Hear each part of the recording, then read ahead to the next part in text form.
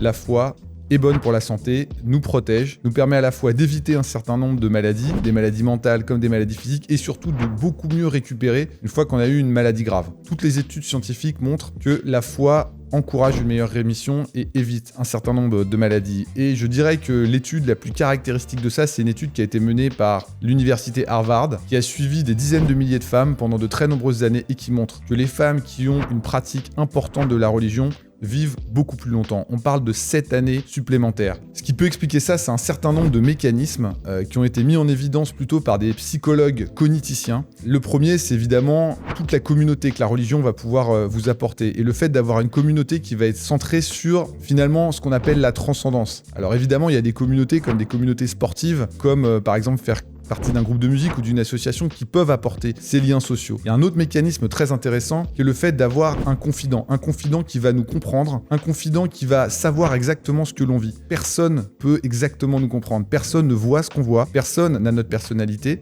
personne non plus n'a notre expérience et notre vécu. Et en fait, il y a des scientifiques américains très intéressants qui ont posé la question à de nombreux enfants sur, parmi eux, combien avaient un ami imaginaire à qui ils pouvaient se confier et finalement transmettre leurs inquiétudes et leurs émotions.